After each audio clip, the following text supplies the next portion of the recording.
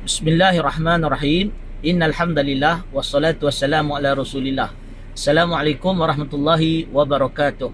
Sahabat-sahabat yang dikasihi sekalian, ada sahabat kita bertanya kepada saya berkenaan dengan adakah hukum ataupun adakah orang yang membaca Al-Quran di dalam mushaf dengan membaca Al-Quran tanpa melihat mushaf atau melihat dalam telefon dan sebagainya, pahalanya berbeza ataukah sama? Bagi menjawab persoalan ini, saya ingin menyebut kepada para sahabat bahawa membaca Al-Quran ialah merupakan satu ibadah yang disukai oleh Allah Subhanahu wa taala.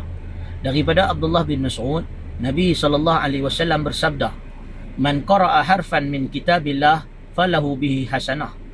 Hadis riwayat At-Tirmizi yang bermaksud, barang siapa yang membaca satu huruf daripada Al-Quran, maka baginya satu kebaikan.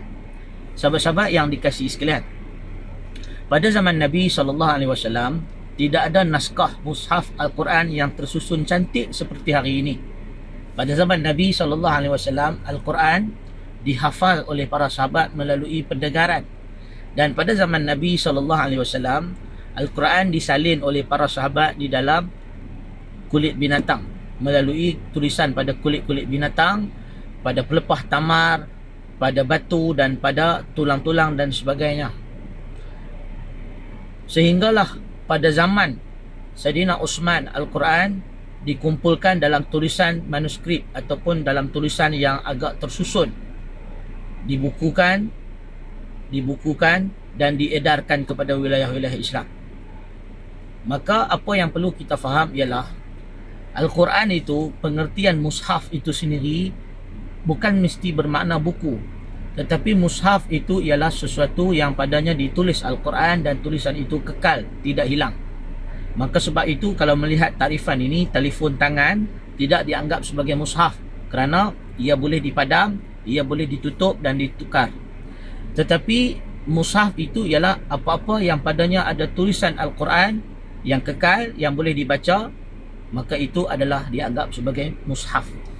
Jadi adakah sama hukum membaca Al-Quran pada tulisan buku atau mushaf dengan membaca Al-Quran di dalam telefon tangan dan sebagainya?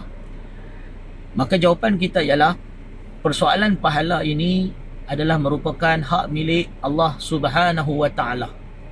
Adapun soalan mengenai kelebihan, afdaliyat, keutamaan ataupun fadilat, adakah membaca Al-Quran dengan melihat mushaf lebih utama, lebih membawa fadilat daripada membaca Al-Quran di dalam telefon tangan, maka tidak ada nas yang sahih menyebut hal yang demikian.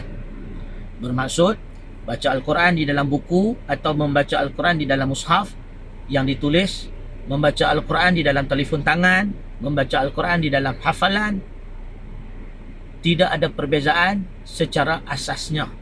Secara zahirnya tidak ada beza dari sudut keutamaan. Yang penting membaca Al-Quran dengan betul. Walaupun kita baca Quran pakai telefon, dengan baca Quran dengan melihat mushaf, dari sudut nas dan dalil tidak ada perbezaan. Maksud, tidak ada nas atau dalil yang menyebut kalau baca Quran melihat mushaf itu pahalanya lebih dari baca Al-Quran dengan melihat telefon. Tidak ada dalil yang sahih.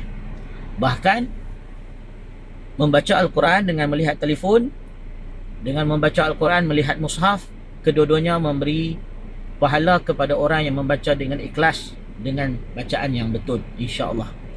Adapun ganjaran banyak mana pahala seseorang akan dapat, itu berbalik kepada rahmat Allah Subhanahu wa taala. Dia memberikan pahala kepada hamba-hambanya mengikut rahmat dan kehendaknya. Itu bukan kerja kita lah, itu masalah ghaib. Baik, jadi sahabat-sahabat yang dikasihi sekalian, ada orang kata kalau kita nak baca Quran lebih baik baca dengan mushaf, sebab pahala lebih, bila tengok Quran saja dapat pahala. Itu semua tidak benar, tidak ada nas daripada hadis-hadis yang sahih. Tidak ada dalil. Untuk mendakwa sesuatu dalam agama, kita kena ada dalil, kena ada bukti. Sebab kita tidak boleh memandai-mandai dalam agama, wa an taqulu ma la ta'lamun, untuk kita atau seseorang mengatakan sesuatu yang dia tidak tahu. Jadi dalam Islam, kita mesti bersumberkan kepada Al-Quran dan hadis dalam apa jua dakwaan dan kata-kata, kerana itulah pegangan kita sebagai seorang Muslim. Jadi sahabat-sahabat yang dikasihi sekalian, bacalah Al-Quran sama ada dengan melihat mushaf, tidak melihat mushaf, dengan melihat telefon tangan, ataupun dengan hafalan, semuanya berpahala dengan izin Allah Subhanahu wa taala. Baik, saya rasa cukup sekadar itu. Subhanakallahumma wa bihamdika asyhadu an la ilaha illa anta astaghfiruka wa atubu ilaih. Wa akhiru da'wana anil hamdulillahi rabbil alamin.